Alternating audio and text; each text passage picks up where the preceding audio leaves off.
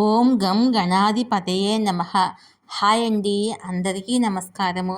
మనం ఈరోజు ఈ వీడియోలో మే 1వ తేదీ నుంచి నర్మదా నదీ పుష్కరాలు ప్రారంభం అయ్యాయి. ఈ సమయంలో మనము ఏ వస్తువులు దానం చేస్తే ఎక్కువ ఫలితాలు పొందుతామో మనం ఈరోజు ఈ వీడియోలో తెలుసుకుందాము.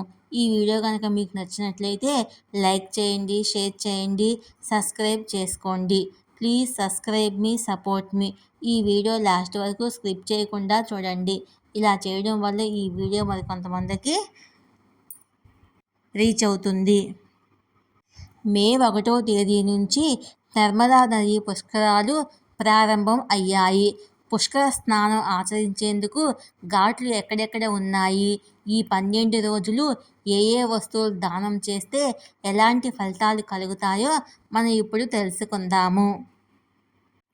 దేవగురువు బృహస్పతి మే 1వ తేదీ నుంచి వృషభ రాశిలోకి ప్రవేశించాడు. దీంతో నేటి నుంచి నర్మదా నదీ పుష్కరాలు ప్రారంభం అయ్యాయి. భారతదేశంలోని 12 పవిత్ర నదుల్లో ఒకటైన నర్మదా నదిని పూజించేందుకు, శుద్ధి చేసేందుకు అంకితం చేసే పుష్కరాలు ఇవి. ప్రతి 12 సంవత్సరాలకు ఒకసారి ఈ పుష్కరాలు జరుపుకుంటాము. నర్మదా నదిలో స్నానం చేయడము, దాన ధర్మాలు చేయడం వల్ల ఆధ్యాత్మిక పుణ్యం లభిస్తుందని భక్తుల విశ్వాసము. జ్యోతిర్లింగాల్లో ఒకటైన ఓంకారేశ్వర్ నర్మదా నది ప్రవహిస్తున్న ప్రదేశాల్లో ఈ ఉత్సవాలు ఘనంగా నిర్వహిస్తారు. భక్తుల కోసము అనేక స్నాన ఘాట్లు ఏర్పాటు చేశారు. నర్మదా నదికి హిందూ మతంలో లోతైన ఆధ్యాత్మిక ప్రాముఖ్యత కలిగి ఉంది. శివుని సన్నిధి ద్వారా పవిత్రం చేసిన నదిగా భావిస్తారు. భక్తులు తమ పాపాలను ప్రక్షాళన చేసేందుకు పవిత్ర జలాల్లో పవిత్ర స్నానాలు చేస్తారు. నర్మదా నది పుష్కరాలు మే 1న ప్రారంభమై మే 12 వరకు నర్మదా నది పుష్కరాలు జరుగుతాయి. ఈ 12 రోజుల కాలము అత్యంత పవిత్రమైనదిగా పరిగణిస్తారు. భారతదేశంలోని వివిధ ప్రాంతాల నుంచి యాత్రికులు, భక్తులు నర్మదా నదిలో పుష్కర స్నానం ఆచరిస్తారు. పూజలు, పిండ ప్రదానాలు, నైవేద్యాలు సమర్పిస్తారు. నర్మదా నది పుష్కరాలు సందర్భంగా భక్తులు వివిధ దాన ధర్మాలు చేసి దైవ అనుగ్రహం కోసము కానుకలు సమర్పిస్తారు.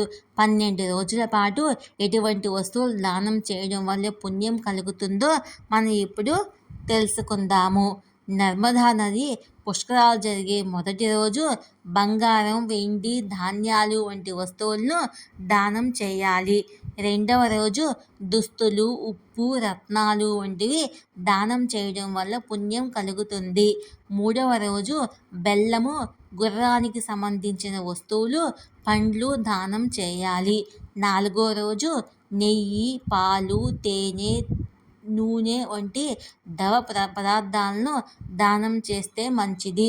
ఆ రోజు ఔషధాలు, కర్పూరము, చందనము, కస్తూరి వంటివి దానం చేస్తే మంచిది. ఏడవ రోజు గృహోపకరణాలు, పరుపులు వంటి శయన వస్తువులు దానం చేస్తే మంచిది. ఎనిమిదో రోజు చందనము, కూరగాయలు, పూలు వంటివి దానం చేయాలి. తొమ్మిదో రోజు దుప్పట్లు, ధాన్యము వంటి దానం చేస్తే పుణ్యం కలుగుతుంది. 10వ రోజు కూరగాయలు, సాలగ్రామ రాళ్ళు, పుస్తకాలు వంటివి దానం చేయాలి. 11వ రోజు ఏనుగుని దానం చేయాలి. 12వ రోజు నువ్వులు దానం చేస్తే మంచిది. వీటిని దానం చేయడం వల్ల కుటుంబాలకు ఆధ్యాత్మిక యోగ్యత, ఆశీర్వాదాలు లభిస్తాయి. నర్మదా పుష్కరాలకు సంబంధించిన ఆలయాలు. అమర్కంటక్ ఆలయము, జ్యోతిర్లింగాల్లో ఒకటి ఓంకారేశ్వర ఆలయము, చౌబీస్ యోగి ఆలయము.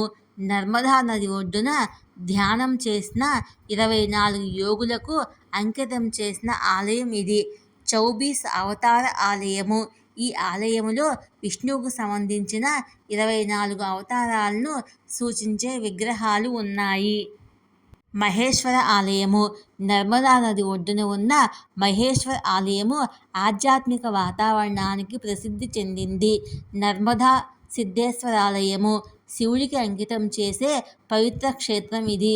ఇక్కడ ఏదైనా కోరుకుంటే అది తప్పకుండా నెరవేరుతుందని నమ్ముతారు. భోజ్పూరి శివాలయము. చారిత్రాత్మకమైన శివాలయం ఇది. శివుడికి చెందిన ముఖ్యమైన క్షేత్రము. పుష్కర స్నానం ఆచరించేందుకు ఘాట్లు. నర్మదా నది పుష్కరాల్లో పవిత్ర స్నానాలు ఆచరించేందుకు ఈ ఘాట్లలో భక్తులు ఏర్పాటు చేశారు. కోటి తీర్థ ఘాటు, చక్ర తీర్థ ఘాటు, గౌముఖి ఘాటు, భైరన్ ఘాటు, కేవలాం ఘాటు, నగర్ ఘాటు, బ్రహ్మపురి ఘాటు, సంగం ఘాటు, అభయ్ ఘాటు. ఈ ఘాట్లలో భక్తులు పవిత్రమైన నర్మదా నది పుష్కర స్నానాన్ని ఆచరిస్తారు. ఈ వీడియో కనుక మీకు నచ్చినట్లయితే లైక్ చేయండి, షేర్ చేయండి, సబ్స్క్రైబ్ చేసుకోండి. Please subscribe me, support me.